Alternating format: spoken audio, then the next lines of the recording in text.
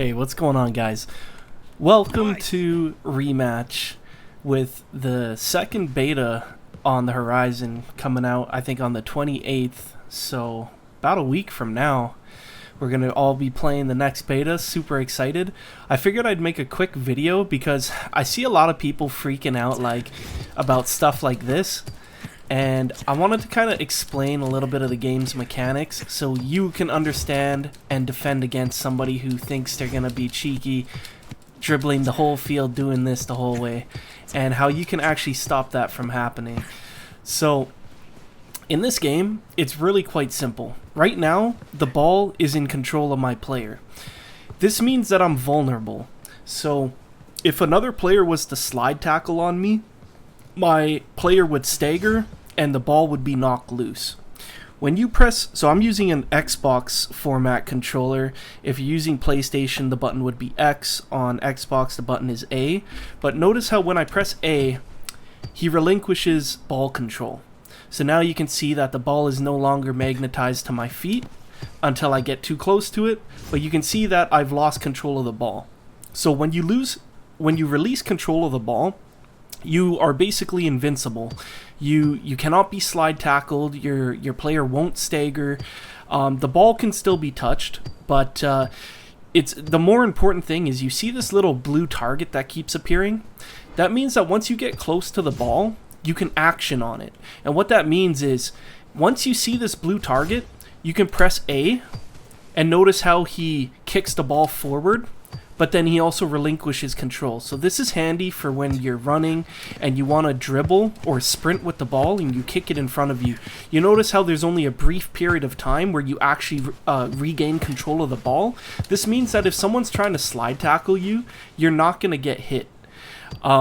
Unless they time it in that perfect window where you manage to have the ball on your feet.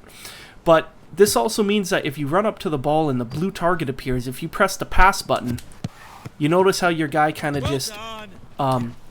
he kind of does the action ahead of time. So, and then he kind of snaps to the ball. So you can hold the pass button and notice how that little target really helps kind of indicate when you can action on the ball.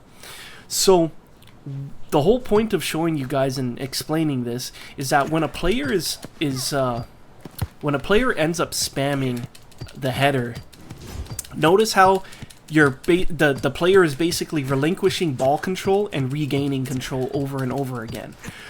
So this means that as a defending player, you're equally allowed to do the same thing that he's doing. So notice how every time the ball goes up in the air, ball control is released. But notice how I keep spamming the button to keep grabbing the ball in midair, right? So as a defending player, what's stopping you from doing the same thing? Once the ball is knocked loose and out of his control, you have the same capability to press A to ball control. And I'll demonstrate it here. Basically, or that's not really a good demonstration. I'll demonstrate it here. So let's get the ball over here. So let's say, okay, so check this out. So if I press A or X on a PlayStation controller, oops. So notice how it's in the air. If I press A, notice how he controls it. So as the ball is coming towards you, if you press A when you see that target, he kind of jumps up and auto controls it, right? So if a character is doing this header shit, you can literally just press A when the ball is knocked free out of his head, and your character should intercept it.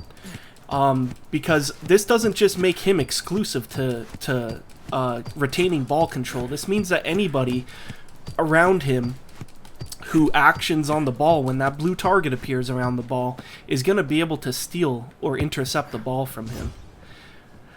So, yeah, I just wanted to explain that mechanic to you guys, that when you have ball control, you are vulnerable.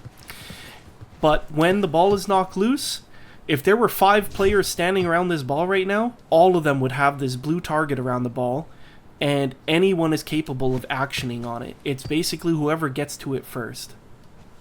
Alright, hope this helps, guys, and I will catch you guys in the open beta. Stay tuned. I'm going to be posting a lot of gameplay videos, more tutorials, more tips on how to do things, and of course a bunch of footage of the beta. Alright, guys, have a good one.